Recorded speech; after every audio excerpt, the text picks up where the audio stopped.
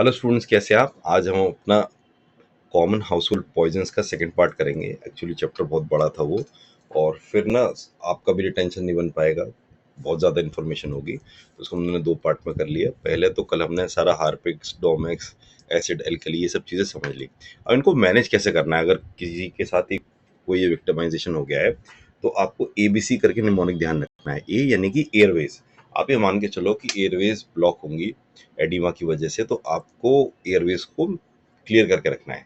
उसके लिए चाहे आपको इंट्यूबेशन देना पड़े, चाहे नेबुलाइजेशन देना पड़े, जो भी केस टू केस डिपेंडेंट हो, आपको उसको करना है। Second, breathing. उसकी रेस्पिरेटरी डिस्ट्रेस सिंड्रोम नहीं होना चाहिए, क्योंकि एक बार ये जो रेस्पिरेशन एक ऐसा वो है फिजियोलॉजी, अगर ये एक बार बिगड़ जाए तो इसको लाइन में लाने में बहुत दिक्कत होती है। जब तक ये एक स्टेट अपने परफेक्टली फंक्शन कर रही है तब तक तो बहुत ठीक है। और सर्कुलेशन, आपको फटाफट जितना भी फॉरेन मटेरियल अंदर गया है वो निकालना है, और ब्लॉकेजेस ना बने, थ्रोम्बस ना बने, ये सब चीज़ देनी है। तो उसके लिए आप IV फ्लूइड्स और वैसोप्रेसर्स चलाएंगे।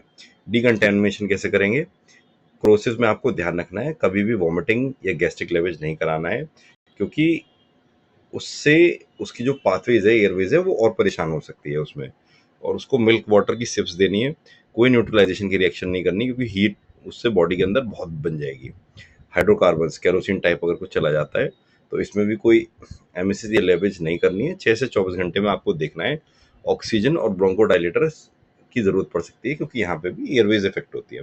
फिर फिनॉल्स आ गए। फिनॉल्स में आपको डाइल्यूशन करना है वाटर से, और अगर स्किन पे एक्सपोजर है कहीं भी, जिसको हम डर्मल एक्सपोजर बोलते हैं, तो उसके लिए आपको उस जगह को क्लीन करना है, बार बार बार बार बार बार क्लीन करना है, पॉलीइथिलीन ग्लाइकोल से, या फिर सिंपली आप सोप एंड वाटर से भी कर सकते हैं, उससे भी आ जाएगा। रोडेंटिसाइड्स, जिंक फॉस्फाइड, ऑयल्स को अवॉइड करिए, सपोर्टिव केयर दीजिए। और अगर आपको लग रहा है कि बॉडी शॉक में जा रही है, ठीक है ना, शॉक के एक पर्टिकुलर सिम्टम्स होते हैं, डिटेल में हम नहीं कवर करेंगे, नहीं तो चैप्टर हमारा ऑलरेडी लेंदी है, या फिर बंदे को सांस लेने में दिक्कत है, तो उसको तुरंत ICU में आप शिफ्ट करा दीजिए। And it is always a practical वो, अगर कभी भी ये बीमारी नहीं, कोई और बीमारी में भी आपको कोई लग रहा है कि आपका फैमिली मेम्बर या आसपास का कोई बंदा शॉक में जा रही है उसकी बॉडी, यानी समझ में नहीं आ रहा कि एकदम क्या हो रहा है, बॉडी के ऑर्गन्स धीरे धीरे दिक्कत कर रहे हैं, तो सीधे ICU, क्योंकि वहाँ पे वो मॉनिटर करके उसको रिवाइव कर लेंगे। हेयर डाई में आपको मेन ये है कि एयरवेज ब्लॉक होती है इसमें, तो इंट्यूबेशन करना है या ट्रेकोस्टोमी करनी पड़ेगी। ट्रेकोस्टोमी यानी कि ट्रैकिया पे कट लगाना पड़ेगा। एंटीहिस्टामिन्स दे सकते हैं इसमें, स्टेरॉइड्स, फ्लूइड्स मॉनिटर करिए, किडनल साइटोकाइंस और रीनल फंक्शन। देखिए, जहाँ पे भी किसी चीज़ का कोई इलाज नहीं होता ना, वहाँ पे स्टेरॉइड्स ही काम करते हैं। और स्टेरॉइड्स इजाद ही इसीलिए हो गए थे कि in the sign of crisis they can save someone's life, लेकिन वहीं पे उनका यूज़ है। अच्छा, एंटीडोट्स देख लेते हैं हम पॉइजन के। अगर पैरासीटामोल की पॉइजनिंग है तो NaCN एसिटाइल सिस्टीन से इजीली आप उसको निकाल सकते हैं। म्यूसिनेक 600 करके सिप्ला की जो टैबलेट आती है, बड़ी सी पानी में डाला, डिस्पर्सिबल होती है, वो अंदर बिल्कुल क्लियर कर देती है। 8 से 10 घंटे के अंदर उसको ले लीजिए। और नोमोग्राम का भी यूज़ कर सकते हैं अगर टाइमिंग पता है तो। आयरन में आप डिफ्रॉक्सामाइन लेंगे। डिफ्रॉक्सामाइन क्या है कि आयरन को बाइंड करके निकाल देगी, ठीक है। ये डिपेंड करती है कि उसकी सिवियरिटी क्या है, क्या उसके लेवल्स है। यूरिन अगर विंडोज कलर की हो रही है, यानी डार्क, उसमें आयरन आ रहा है, तब ये चिंता की बात होती है। सैलिसिलेट में आप सीधे सीधे यूरिनरी एल्कलाइजेशन कॉज करेगा वो, ये हीमोडायलिसिस कर सकता है। तो इसमें इंट्यूबेशन बहुत देख के करना होता है सैलिसिलेट पॉइजनिंग में। और वॉरफरिन टाइप बिट्स, इसमें विटामिन के डालना होता है, क्योंकि अब तो वैसे इंडिया में तो वारफेरिन टाइप बीट्स चलती नहीं है, लेकिन थ्योरेटिकली कॉन्सेप्ट तो हम इसमें पढ़ेंगे, ठीक है। PPD हमने देख लिया था, इसमें वही है, इसका कोई इलाज नहीं है, तो आप स्टेरॉइड्स और एंटीहिस्टामिन देंगे। एयरवे मेंटेन कर ली तो बंदे की लाइफ बच जाएगी। जिंक फॉस्फाइड सपोर्टिव केयर ही दे सकते हैं इसमें। और आपको कार्डियोटॉक्सिसिटी देखनी है, ARDS देखना है। कई बार मैग्नीशियम का लेवल बहुत रिस्की हो सकता है, लेकिन ओवरऑल ठीक है, ठीक है। मेडिकल लीगल इंपॉर्टेंस क्या है इन सब की? एक्सीडेंट केसेस में बहुत ही कॉमन होती है, जैसे मान लीजिए घर पे होम मेकर्स हैं या कोई ओल्ड लेडीज है, बच्चे हैं, उनको पता नहीं चला, उनको लगा कि ये किसी और चीज़ की बॉटल है, उन्होंने एक दो घूंट पी लिया, तब उनको पता चला। तो ये सब पहले तो ये बहुत कॉमन हुआ करता था। और कई लोग जो सुसाइड करने की कोशिश करते हैं वो टॉयलेट क्लीनर या रेड पॉइजन खाते हैं, आपने देखा होगा फिल्मों में। कई बार ये नेग्लिजेंस से भी होता है कि मान लीजिए कई लोग एसिड खरीद के लाए और वो ऐसी बोतल है कि देखने में वो पानी की बॉटल लग रही है तो कोई भी उसको पी सकता है।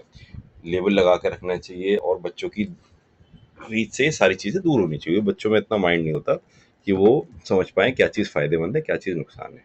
अच्छा, अगर कभी भी ऐसा मैटर हो रहा है और बंदा उल्टी कर रहा है, तो उसका आप स्टमक कंटेंट 10 ml के आसपास ले लीजिए और जो भी आप सैंपल ले सकते हैं लिवर, किडनी, ब्लड के, यूरिन के, वो करके आप फोरेंसिक साइंस लेबोरेटरी में भेज दीजिए। स्टैंडर्ड ऑपरेटिंग प्रोसीजर ये है। इससे कोई एडिशनल पॉइजनिंग होगी या कोई ऐसा फैक्टर होगा जो देखने में नहीं समझ में आ रहा, वो वैसे पता चल जाएगा। ठीक है।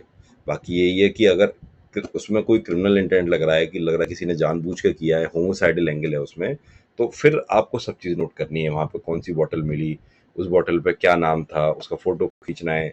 जो क्राइम सीन है, क्राइम सीन का भी फोटो आपको खींचना है। और जो मतलब चेन ऑफ कस्टडी उसकी मेंटेन होनी चाहिए। आपको ये पता होना चाहिए था कि खाली डिब्बी उठ के आपके पास आई तो आपके पास से लेके एफएसएल तक में कितने लोगों के पास हो गई, जिससे कि उसके साथ कोई टेम्परिंग ना हो। ये क्रिमिनल केसेस में होता है। अगर पोस्टमार्टम फाइंडिंग करेंगे ऐसी पॉइजनिंग की तो क्या मिलेगा, जनरल में आपको ओरल कैविटी और ईसोफेगस में इरोजन्स मिलेंगे।